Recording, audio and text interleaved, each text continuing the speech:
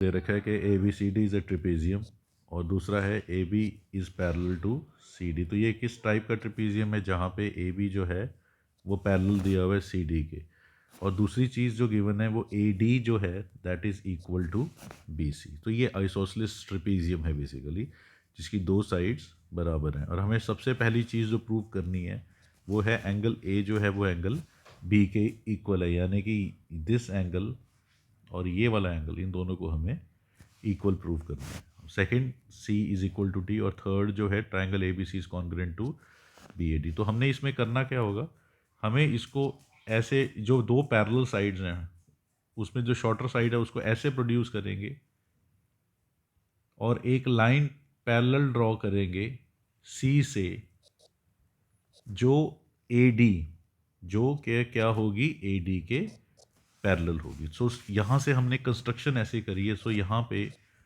सी M जो है वो पैरेलल दे रखी है आपको ए डी, आई मीन हमने ये कंस्ट्रक्शन ऐसे कर ली है। अगर अब हम यहाँ देखें ए बी प्रूफ, तो सबसे पहले ये क्लियर है कि ए बी जो है पैरेलल सी डी के है। सो ए बी को हमने आगे एक्सटेंड किया है एम तक, so that simply means A M जो होगा वो भी पैरेलल होगा सी डी के, और दूसरी चीज़ जो है सी एम जो है that is also parallel to A D. ये हमारी रीज़न क्या है इसका, कंस्ट्रक्शन, दिस इज़ कंस्ट्रक्शन, और ये क्या है गिवन। सो इसकी वजह से क्या होगा, therefore A M C D is a parallelogram. जब ऑपोजिट साइड्स किसी कोऑर्डिनेटर की पैरेलल होती हैं तो वो क्या हो जाता है आपका पैरेललोग्राम। अब यहाँ पे देखें ध्यान से, हमें ये गिवन है क्योंकि ये अब A B C D A M C D parallelogram हमने प्रूव कर दी है। सो देयरफॉर क्या हम कह सकते हैं जो ए डी है और जो सी एम है वो दोनों इक्वल हो जाएंगे। रीज़न क्या है, opposite sides of a parallelogram, right. But A D जो है वो हमें ऑलरेडी किसके इक्वल दे रखा है, बी सी के। इसका रीज़न तो हमें पता है, दिस इज गिवन। देयरफॉर इसकी वजह से क्या होगा, जो सी एम है वो आपका बी सी के इक्वल हो जाएगा। सो यहाँ से ये वाली साइड जो है वो मेरी इस साइड के भी इक्वल हो जाएगी। तो अगर मैं ट्राइंगल देखूँ बी एम सी, सो इसमें क्या होगा, इसकी वजह से मेरा एंगल 1 जो है और जो एंगल 2 है ये दोनों भी इक्वल हो जाएंगे।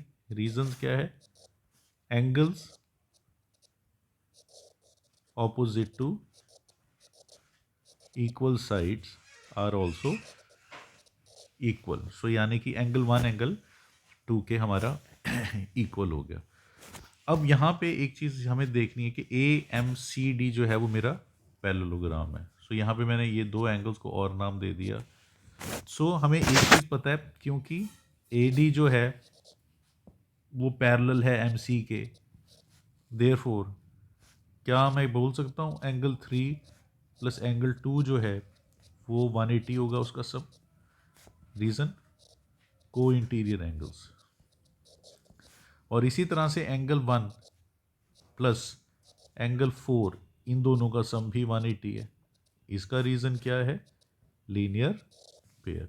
सो जब दोनों ही मेरे 180 के बराबर हैं, सो क्या मैं यहाँ से बोल सकता हूँ एंगल 3 प्लस एंगल 2 जो होगा, क्योंकि वो भी 180 के इक्वल है और एंगल 1 और एंगल 4 भी 180 के इक्वल है। और हमने यहाँ ऊपर प्रूव करा था एंगल 1 जो है वो एंगल 2 के इक्वल है, यानी कि ये वाली चीज़ इसके इक्वल है, सेम वैल्यूज़ होंगी तो ये कैंसिल आउट हो जाएंगे। सो एंगल 3 जो है वो एंगल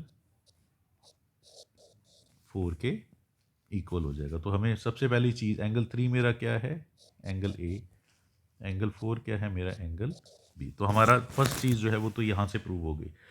अब नेक्स्ट जो है हमें प्रूव करना है सी जो है वो एंगल डी के इक्वल है। तो ये कैसे करेंगे, लेट्स से हम यहाँ नाम दे देते हैं 5 और 6।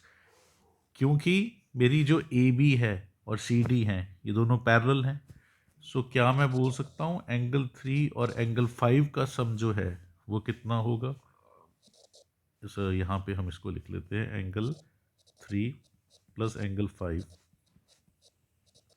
180 डिग्री। रीज़न क्या है? को इंटीरियर एंगल्स। दोबारा देखते हैं, सिमिलर वे में एंगल 4 प्लस एंगल 6, इन दोनों का सम भी कितना होगा? 180 डिग्री। सेम रीज़न, राइट, को इंटीरियर एंगल्स। तो अगेन जब दोनों 180 के बराबर हैं, सो दैट सिंपली मीन्स कि एंगल 3 प्लस एंगल 5 वो किसके इक्वल होगा? एंगल 4 प्लस एंगल 6 के। और अभी हमने यहाँ पे प्रूव किया है कि मेरा ये वाला एंगल 3 एंगल 4 के इक्वल है। सो हम इसको कैंसिल आउट भी कर सकते हैं। सो यहाँ से मेरा एंगल 5 एंगल 6 के इक्वल हमने प्रूव कर दिया है। एंगल 5 क्या है आपका? डी। सो ये रहा एंगल 5। दूसरा हमने इसको 6 के इक्वल किया जो कि क्या है? Angle C. सो हमारा सेकंड पोर्शन भी हो गया। अब नेक्स्ट जो है उसमें हमने triangle A B C congruent करना है बी ए डी को। तो हमने जो फर्स्ट और सेकंड में प्रूव किया इसका यूज़ करके आप इन दोनों ट्रायंगल्स को कॉन्ग्रेंट कर सकते हो।